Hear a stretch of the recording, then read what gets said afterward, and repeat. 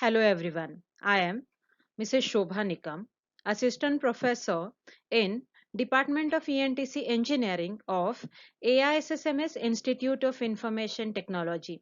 In this video, I'll make you familiar with different satellite launch vehicles. As you all know, satellite communication is vast and very interesting topic.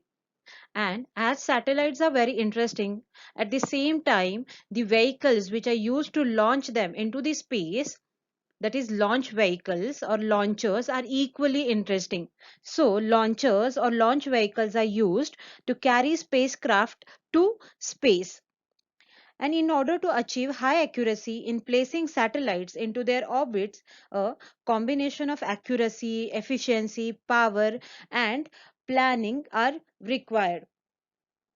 Satellites stay in space for most of their life. We know that the environment of weightlessness is present in the space. That's why satellites don't require additional strong frames in space. But those are required during launching process because in that process satellite shakes violently till the satellites has been placed in a proper orbit.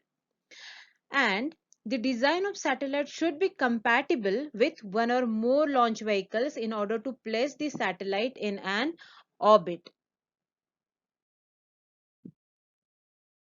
The process of placing the satellite in a proper orbit is known as launching process.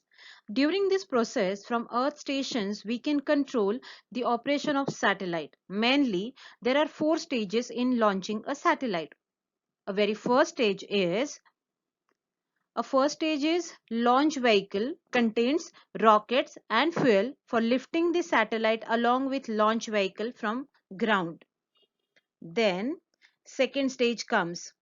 The second stage of launch vehicle contains smaller rockets. These are ignited after completion of first stage.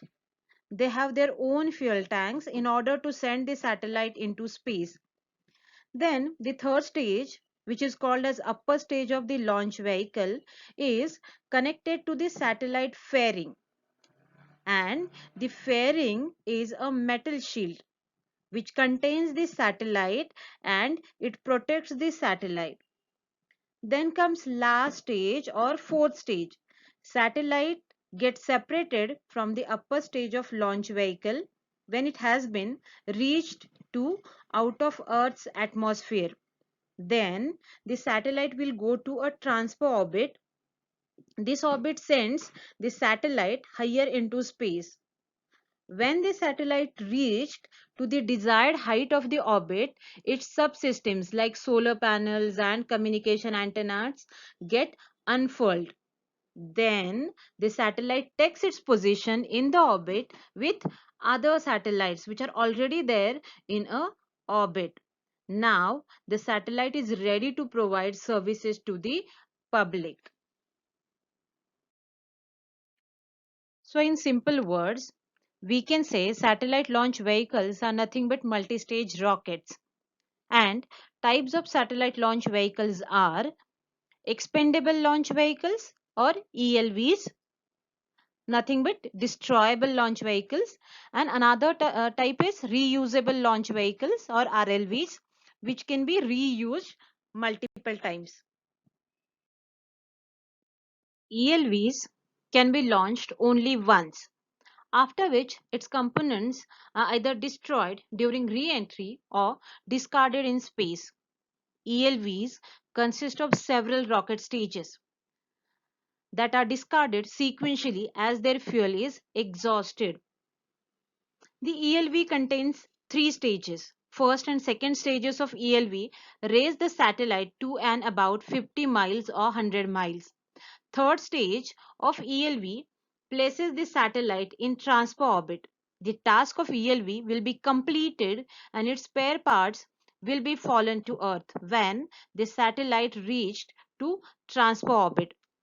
And ELV can use its entire fuel supply to accelerate its payloads, offering greater payloads.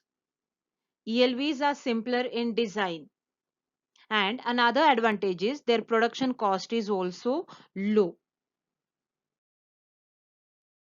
Next type of satellite launch vehicle is RLVs, or reusable launch vehicles. They can be used multiple times for launching satellites. So same vehicle can be used for launching multiple satellites. This type of launch vehicles return back to Earth after leaving the satellite in space. First two stages of RLVs are same as ELVs. Third and fourth stage is different. The third stage of space shuttle gets fired and places the satellite into a transfer orbit. After this, the space shuttle returns back to Earth for reuse. I can proudly say we are not behind any other country in launching satellites into space.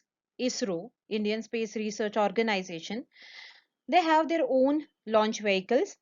The historic launch vehicles are SLV and ALSLV, and operational or currently used launch vehicles are PSLV, GSLV, GSLV Mk3, and sounding rockets. So PSLV, it stands for Polar Satellite Launch Vehicle. It was developed to launch low Earth orbit satellites into polar and sun synchronous orbits. It has since proved its versatility by launching geosynchronous, lunar, and interplanetary spacecraft successfully. Next is GSLV, stands for Geosynchronous Satellite Launch Vehicle. They were developed to launch the heavier INSAT class of geosynchronous satellites into orbit. In its third and final stage, GSLV uses the indigenously developed cryogenic upper stage. And Mk3 is extension of GSLV. Sounding rockets. Actually, ISRO launches smaller rockets from the Rohini series on suborbital and atmospheric flights for aeronomy and meteorological studies. ATV, ISRO's heaviest sounding rocket, can be used for microgravity experiments and for precursor experiments to characterize new technologies. Then you should know where these launch vehicles are get developed or designed. So Vikram Sarabhai Space Center, located in Thiruvananthapuram, is responsible for the design and development of launch vehicles.